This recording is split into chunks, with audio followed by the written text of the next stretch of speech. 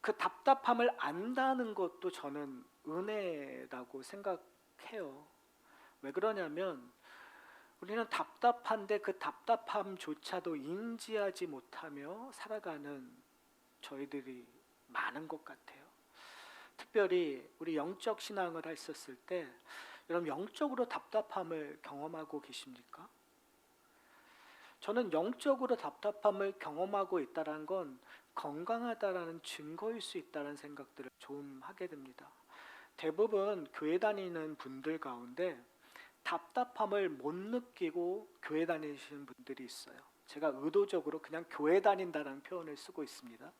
사실은 교회 생활을 편안하게 하는 것을 우리는 종교 생활을 잘한다 또는 신앙 생활을 잘한다라고 오해할 수 있지만 사실은 성경은 우리로 하여금 답답하게 만듭니다. 영적으로 답답하게 만듭니다. 왜 그러냐면 하나님이 말씀하시는 말씀이 있잖아요.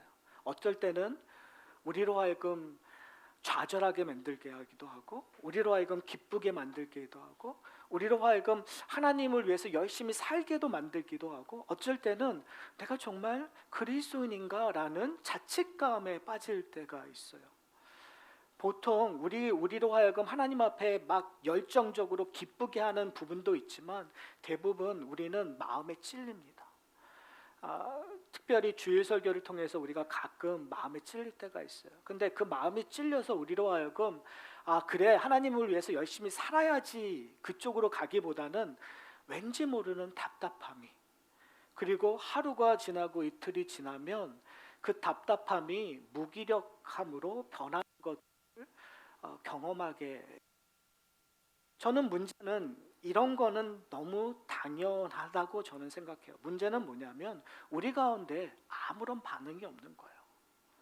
내 영혼이 점점 죽어감에도 불구하고 아무런 반응을 안 하면서 살고 있는 것이 저는 더 큰 문제라고 생각합니다. 그런 의미에서 저는 오늘 본문에서 나오고 있는 어떻게 보면 세례 요한이 태어났었을 때 일어난 일들을 오늘 본문이 기록하고 있는데요. 저희가 알다시피 이 사가랴라는 사람은 성전에서 일을 하다가 가브리엘 천사를 만나서 아이를 낳을 거라는 이야기를 듣고 의심의 반응을 하잖아요. 그리고 나서는 벙어리가 돼버립니다.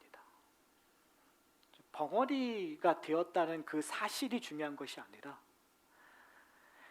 정말 가브리엘 천사가 이야기한 것이 맞아 떨어지는 그 사건 속에서 정말 이 사가랴는 놀랬을 거예요. 근데 놀랐는데 말을 할 수가 없어요. 얼마나 답답할까요? 미치도록 답답하겠죠. 자기 안에 배가 점점 불어나는 것을 통해서 답답했을 거예요. 오늘 본문은 엘리사벳이 해산을 했다고 얘기를 해요. 그리고 이제 할례를 받을 때가 되어서 이제 할례를 받습니다. 그러면서 할례 받을 때 이름을 정해야 되잖아요. 근데 이 옆에 있는 사람들이 다 아버지의 이름을 따라서 사가랴라고 정하자고 얘기를 해요. 근데 엘리사벳이 아니에요. 우리의 아들의 이름은 요한이라고 지어야 됩니다고 얘기를 해요. 그러니까 사람들이 놀라죠. 이거는 보통 유대인들의 관습상 그냥 아버지의 이름을 따는 것이 맞는 거예요. 근데 갑자기 난데없이 엉뚱한 이름을 갖고 나온 거죠. 그러자 이 사가랴에게 다시 한번, 근데 말을 못 하잖아요. 그러니까 가지고 와서 서판에다가 글을 써요. 요한이라고. 그때 오늘 본문을 보면 이렇게 얘기합니다. 63절에 보면 이렇게 얘기해요. 그가 서판을 달라 하여 그 이름을 요한이라고 쓰매 다 놀랍게 여기더라. 이에 뭐라고요? 그 입이 곧 열리고 혀가 풀리며 말을 하여 하나님을 찬송하니. 놀라운 반전이 있는 거죠. 아들을 낳고 그의 이름을 요한이라고 하는 순간 그의 입이 열리고 혀가 풀리고 그리고 말을 하게 되는 거예요. 그의 답답함이 해결되는 것들을 오늘 본문을 통해서 저희가 볼 수 있습니다. 저는 오늘 설교를 통해서 우리의 답답함도 해결되었으면 좋겠어요. 저와 여러분이 우리의 이름을, 성도들의 이름은 무엇일까요? 여러분들이 각각 이름을 갖고 계시지만 성도들의 이름은 뭘까요? 성도들의 이름은 그리스도인, 그리스도에게 속한 자라고 할 수 있어요. 그 이름을 여러 가지 제자라는 표현도 할 수 있고 성도라는 표현도 할 수 있고,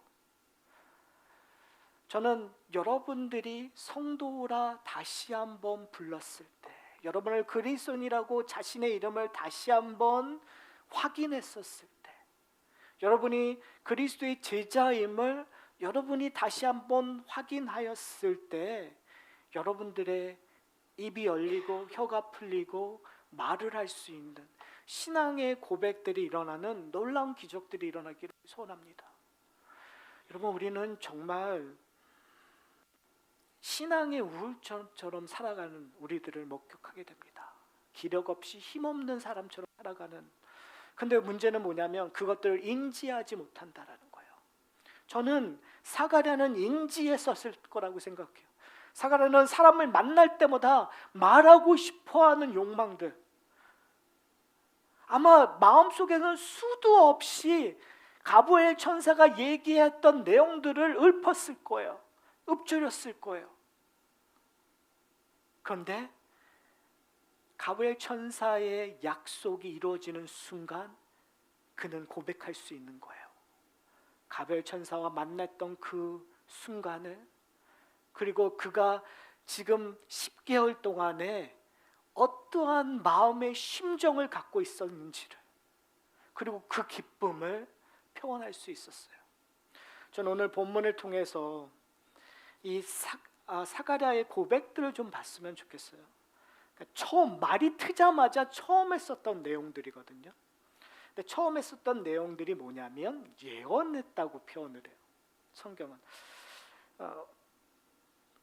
45절을 보면 이렇게 얘기합니다.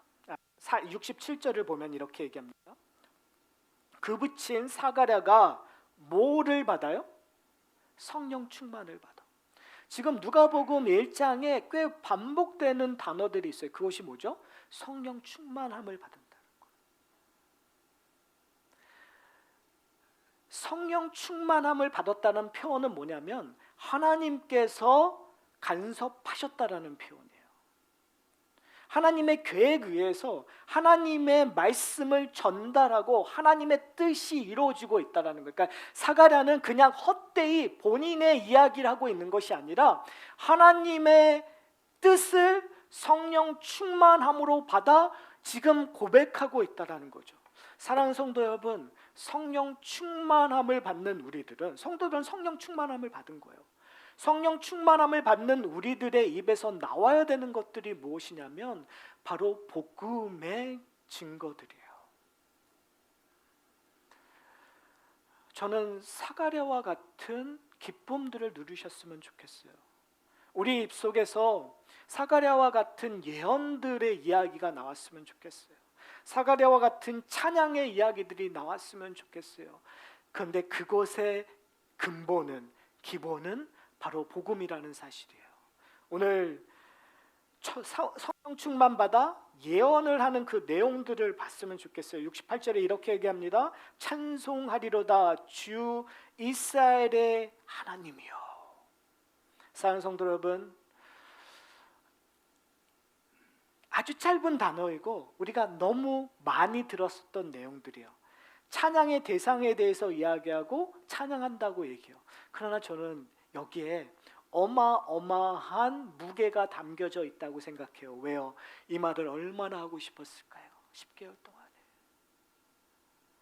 10개월 동안 그는 몸소 하나님이 그의 약속을 지키고 계신다라는 것들을 경험했어요. 사랑하는 성도 여러분, 여러분 지금 죽음의 골짜기처럼 어려움을 겪고 계십니까? 어쩌면 여러분 요셉처럼 구덩이에 떨어뜨려져 있습니까?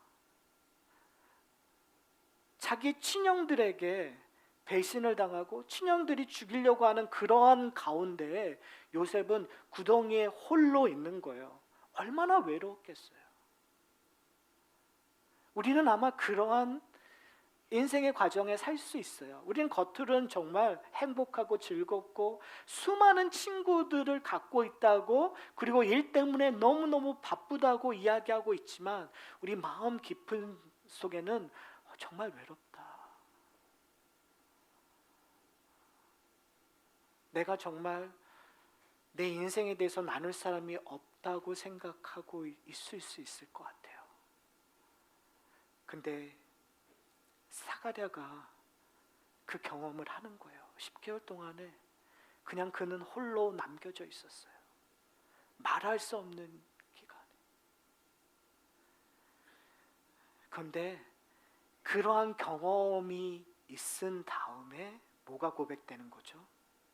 하나님을 찬양할 수 있는 고백들이 이루어지고 있는 거예요. 찬송하리로다 주 이스라엘의 하나님이여. 사랑하는 성도 여러분, 여러분의 외로움, 여러분의 고난, 저는 의미가 있다고 생각해요. 왜요? 그곳에서 하나님을 만날 수 있으니까요. 그것 때문에 우리는 찬송하리로다 나를 구원하신 하나님이여, 찬송하리로다 임마누엘의 하나님이여 라고 고백할 수 있는 거예요. 여러분의 외로움, 여러분의 고통, 여러분의 좌절 의미 없는 것이 아니라 그 가운데 함께 하시는 그 하나님을 성령을 통해서 보시기를, 그리고 성령을 통해서 만나시기를 바랍니다. 여러분, 구약에는요 성령께서 왔다가 가신다라는 표현, 그러니까 항상 계시는 게 아니라 어떠한 특정할 때 오시는 것처럼 표현을 해요. 그러나 신약에서는 성령이 오신다라는 건, 오순절 사건 후에 성령이 오신다고 얘기했을 때 성령은 왔다 갔다 하시는 것이 아니라 우리와 늘 함께 하시는 거예요. 여러분이 인지하시든 여러분이 깨닫지 못하든 성령께서 늘 함께 하신다는 거죠. 여러분이 홀로 남겨져 있다고 하는 그 순간조차도 성령께서 우리와 함께 하셔서 하나님이 우리를 품고 계신다는 걸 알려주시는 거예요. 인생을 이렇게 돌아다 보면 홀로 있을 때, 좌절했었을 때 정말 나 혼자 있었던 것처럼 생각할 때가 많습니다. 그런데 조금만 생각해 보면 그때 혼자 있었던 게 아니더라고요. 조금만 생각해 보면 나로 이겨내게 하고 나로 좌절하지 않고 그래도 한 발자국 뛰게 하셨던 건 결국은 성령 하나님이셨던 것 같아요. 사랑하는 성도 여러분, 바로 이런 고백을 할 수 있다는 사실은 우리가 살아있다는 사실이고, 이렇게 고백했다는 사실은 그가 우리의 말문을 열으셨다라는 거예요. 그리고 나서 이렇게 이야기합니다. 그 백성을 돌보사 속량하시며 우리를 위하여 구원의 뿔을 그 종 다윗의 집에 일으키셨으니 이것은 주께서 예로부터 거룩한 선지자의 입으로 말씀하신 바와 같이 우리 원수에게서 우리를 미워하는 모든 자의 손에서 구원하시는 일이라. 찬양하는 이유가 뭐죠? 하나님께서 구원하셨기 때문이에요. 여러분, 근데 이게 이해가 가세요? 저 같으면 이렇게 얘기할 것 같아요. 찬송하리로다 나에게 요한이라는 아들을 주셔서. 그렇죠? 되게 개인적일 것 같아요. 어떠한 내가 그동안 얘기하고 있는 그 순간에 내가 엘리사벳과 사가랴가 하나님 앞에 끊임없이 간구했었던 그 내용이 이루어진 거 아니에요. 그러면 그 이루어진 거에 대해서 감사해야 되는 거예요. 우리식으로 얘기하면 우리의 커리어가 잘 되는 것들, 정말 잘 됐으니까 감사하는 거예요. 너무너무 힘들게 살다가 어느 순간 하나님께서 축복해 주셔서 하나님 일마다 잘 됐기 때문에 감사함을 얘기해야 돼요. 내 육신이 어렵고 힘들었는데 정말 잘 이기고 나니까 하나님께서 날 건강하게 해주셨어요. 감사하는 거. 그러니까 우리는 어떠한 일들의 결과로 주어진 거에 대해 너무나 감사하는 거에 익숙해요. 그런데 지금 사가랴는 그런 감사 이전에 뭘 얘기하냐면 하나님께서 약속하신, 선지자를 통해서 약속하신 그 구원이 이루어진 거에 대하여 감사합니다라는 처음 고백이 일어난 거예요, 여러분. 사랑하는 성도 여러분, 저는 여기에 여러분들이 집중하셨으면 좋겠어요. 지금 사가랴는 자신이 자신됨이 무엇인지 알았어요. 어떻게 알았을까요? 뭐 때문에 알았을까요? 저는 성전에 들어가서 분향했었을 때 가브엘 천사를 만남을 통해서 알았다고 생각해요. 하나님을 본 것처럼, 가벨 천사를 통해서 하나님을 본 것처럼, 하나님을 만난 것처럼. 그런데 그 하나님을 만나는 그 하나님의 약속이 내 삶 속에서 이루어짐을 통해서 경험하게 된 거죠. 무슨 말이에요? 하나님을 인격적으로 만난 거예요. 사랑하는 성도 여러분, 여러분의 인생 속에서 하나님을 인격적으로 만나고 계십니까? 안 만나고 계세요? 안 만나고 계시는 것처럼 느끼실 것 같지만 여러분 만나고 계시는 거예요. 왜요? 하나님께서 여러분을 부르셨으니까. 하나님께서 여러분을 자녀 삼으셨으니까.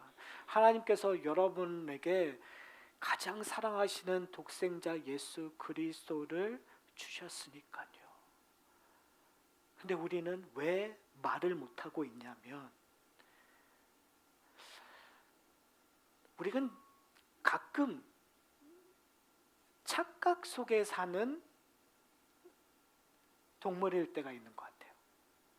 그건 뭐냐면, 예를 들어서 이제 우울증이라든지 그 다음에 이제 그런 것들이 조금 깊어지면 약간의 우리가 생각하는 환상들을 본다라는 표현을 써요. 소위 말해서 이제 환각 증세가 있다고들 얘기하는 분들이 있어요. 뭐 다른 질병이긴 하지만, 그러니까 제가 이제 이 얘기를 드리고 싶은 이유는 뭐냐면, 우리가 착각을 하고 있을 때가 참 많은 것 같아요.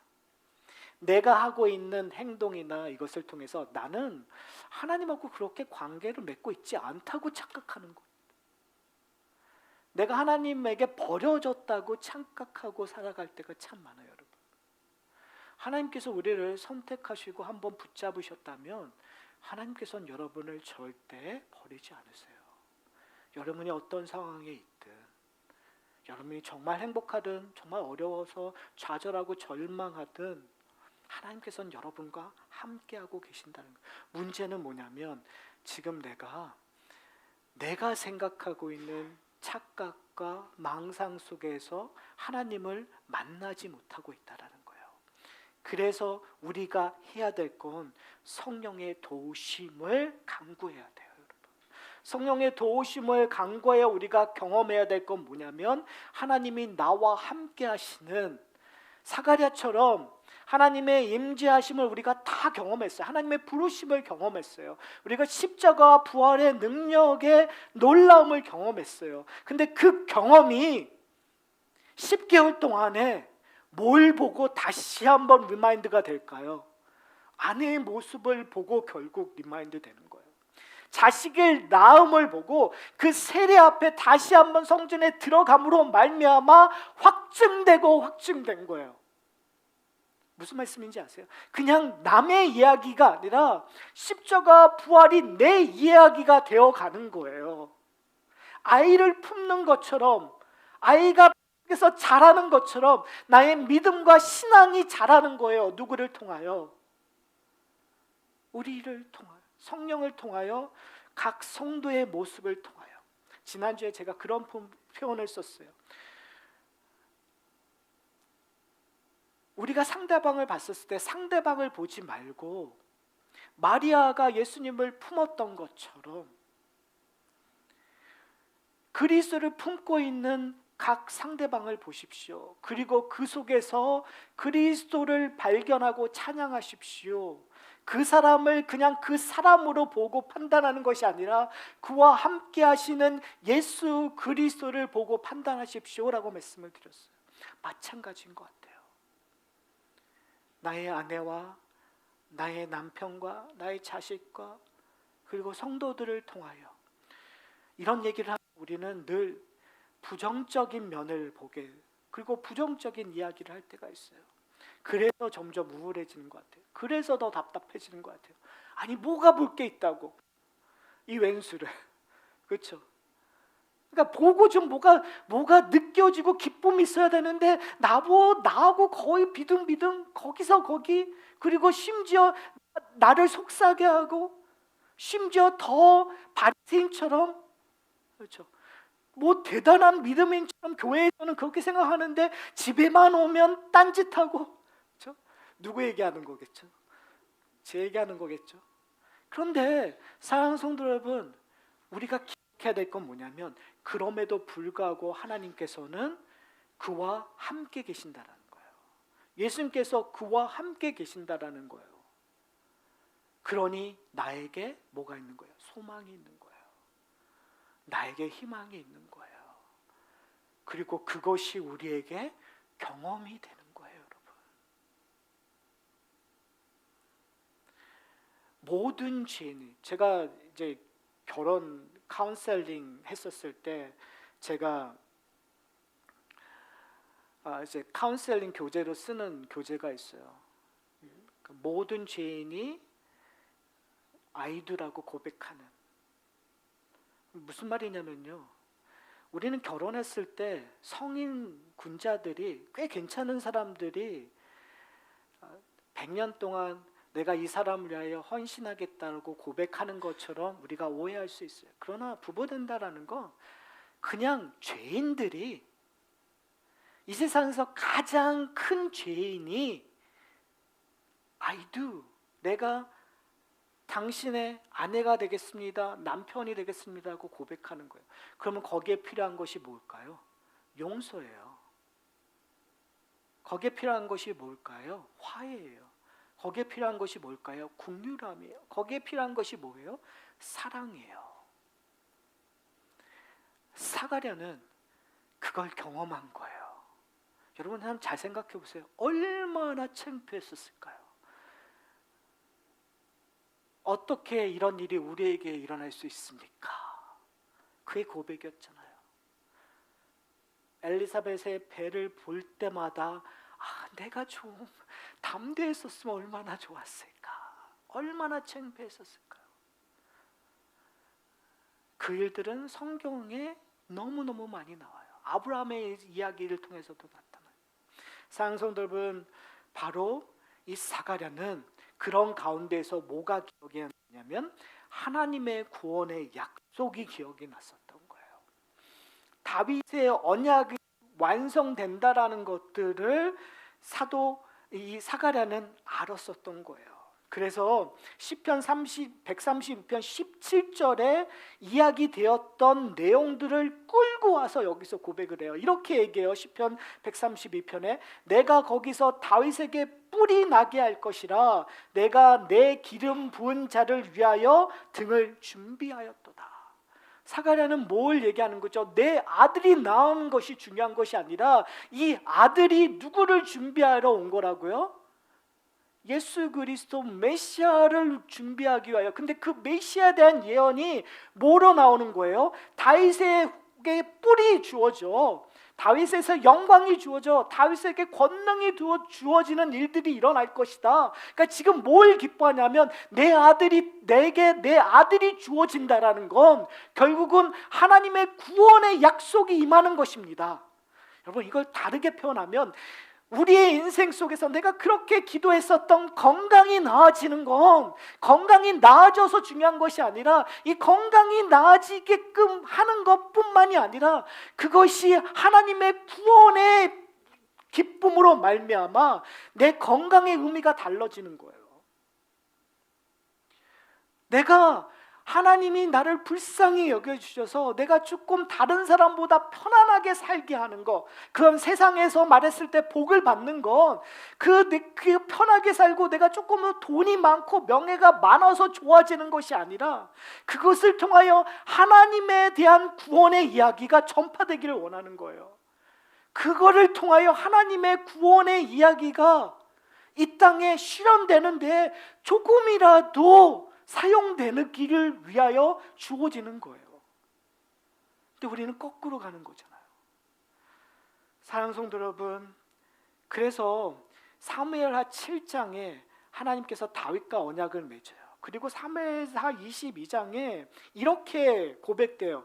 내가 피할 나의 반석은 하나님이요, 나의 방패시요, 나의 구원의 뿌리시요, 나의 높은 망대시요, 그에게 피할 나의 피난처시요, 나의 구원자시라. 나를 폭력에서 구원하셨도다. 사랑하는 성도 여러분, 바로 사가랴는 그것을 알았어요. 그래서 하나님을 찬양하는 거예요. 그가 나의 구원자, 나의 피난처가 되십니다. 저는 이 사가랴의 찬양과 고백이 우리의 찬양과 고백이 되기를 원해요. 여러분이 아무리 어렵고 외롭고 힘든 가운데 있더라도, 아니 여러분들이 아무리 행복하고 이 세상에서 모든 걸 가졌다고 해도 구원의 뿌리 되시고 우리의 피난처 되신 예수 그리스도로만 기뻐하시고 즐거워하는 여러분이 되시기를 소원합니다. 그렇다면 우리는요, 우리의 인생이 달라질 거예요. 사랑하는 성도 여러분, 스가랴는 10개월 동안에 그것을 경험했어요. 그리고 이제 그에게 축복되어지는 의미를 알게 되는 거죠. 그래서 76절에 이렇게 얘기해요. 이 아이여, 하나님께서 주신 그 축복이겠죠. 가장 좋은 축복. 근데 그걸 이렇게 얘기해요. 이 아이여, 내가 지극히 높으신 이의 선지자라 일컬음을 받고 주 앞에서 가서 그 길을 준비하여 주의 백성에게 그 죄사함을 말미암아 구원을 알리게 하리니 라고 얘기해요. 뭐예요? 지금 다시 한번 하나님이 주신 그 약속을 확인하는 거예요.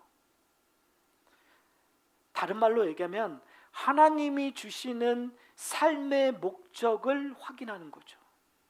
사랑하는 성도 여러분, 여러분 성도로서 여러분의 이름이 바뀌는 사람으로서 여러분의 인생의 목적은 무엇일까요?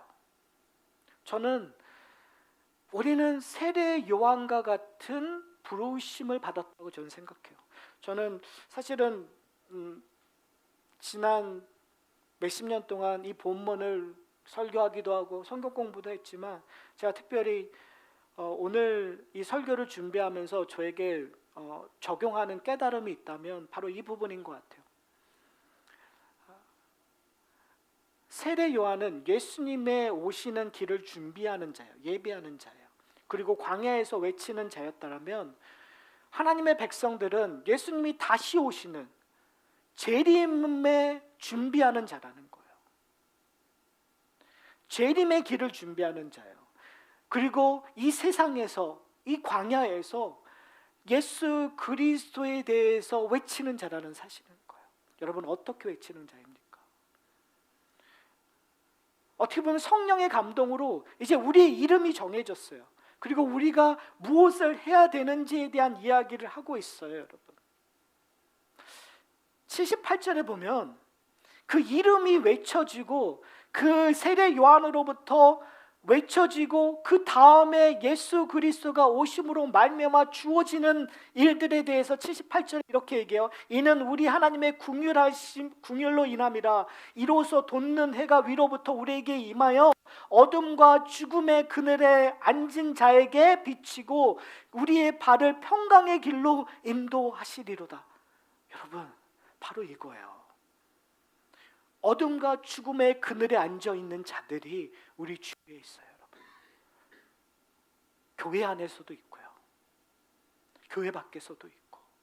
그들에게 우리는 뭘 하는 자들이라고요? 돋는 해가 그들을 비치는 것처럼 우리는 예수 그리스도의 복음을 반사하는 존재. 어떻게 반사해야 돼요? 그리스도의 이름을 받은 자로서 우리의 능력을 얘기하는 것이 아니라, 저는요 여기서 두 가지가 그냥 복합되어서 여러분들에게 도전하고 싶어요. 스가랴가 10개월 동안 하나님의 그 말을 하고 싶고 전달하고 싶었다가 입이 터지자마자 하나님을 찬양했던 것처럼 세상에 나가서 우리 이웃들에게, 가정에게 하나님의 위대하심을 찬양했으면 좋겠어요. 예수 그리스도의 능력을, 예수 그리스도가 이제 속히 오실 것입니다.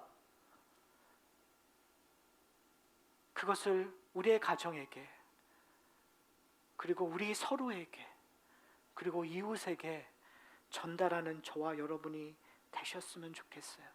그렇다면 우리를 평강의 길로, 우리가 가는 길이 평강의 길이 되어버릴 거예요. 중요한 건 뭐냐면 우리는 아직도 답답함을 느끼지 못한다는 사실이에요, 여러분. 우리는 아직도 그냥 아무런 고통, 아무런 느낌 없이 그냥 살아가고 있다면 우리는 너무나 중요한 것들을 미스하고 있다는 사실을 기억하셨으면 좋겠어요. 사랑하는 성도 여러분, 이제 설교를 마치려고 합니다.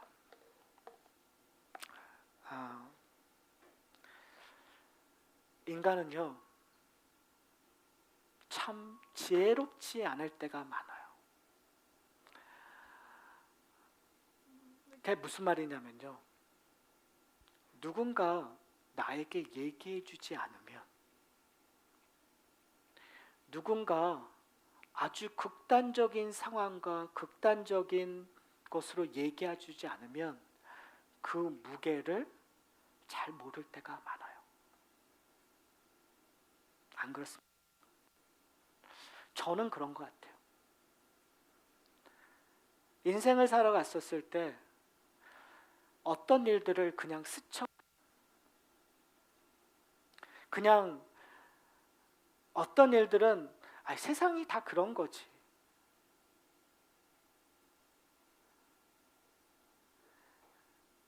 부부란 그런 거야, 가정이란 건 그런 거야 라고 우리는 그냥 좀 힘들고 어려워도 그런 거야 라고 그냥 갈 수 있고, 어떤 문제가 그렇게 중요하지 않는다고 생각해요. 근데 전 은혜가 뭐냐고 하면, 그것을 의미 있게 느꼈을 때 그것이 은혜가 된다고 생각해요. 지금 오늘 본문을 통해서 사랑하는 성도 여러분, 우리에게 의미가 있게 와 닿기를 소원합니다. 어떤 의미로 와닿냐면, 하나님이신 예수 그리스도가 여러분을 위하여 십자가에 달려 죽으셨어요. 그의 몸을 내어 주셨어요.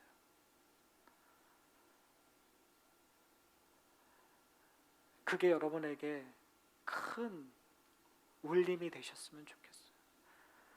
목사의 설교가 무슨 울림이 되겠어요? 목사의 강권이 무슨 의미가 되겠어요? 그러나 예수 그리스도의 십자가의 죽음이 우리의 인생의 울림이 될 거예요. 성령의 간섭하심이 여러분에게 울림이 될 거예요. 사랑하는 성도 여러분, 여러분이 어디에 있든 성령의 말씀에 귀를 기울이는 저와 여러분이 되시기를 소원합니다.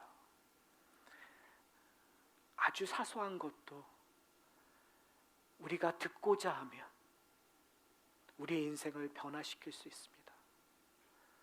사람의 소리가 아무리 커도 우리의 인생을 변화시킬 수 없어요. 그러나 성령의 아주 자그마한 손길에 우리가 반응하면 우리의 인생은 변화될 것입니다. 그 변화될 때 우리는 사가랴처럼 입을 다물 수밖에 없어요. 그때 우리는 답답해할 수밖에 없어요. 그러나 여러분, 인내합시다. 참읍시다. 근데 그때 성령께서 우리의 입을 여실 때가 있어요. 그때 우리 함께 찬양합시다. 그리고 그리스도의 복음을 전하는 저와 여러분이 되기를 소원합니다.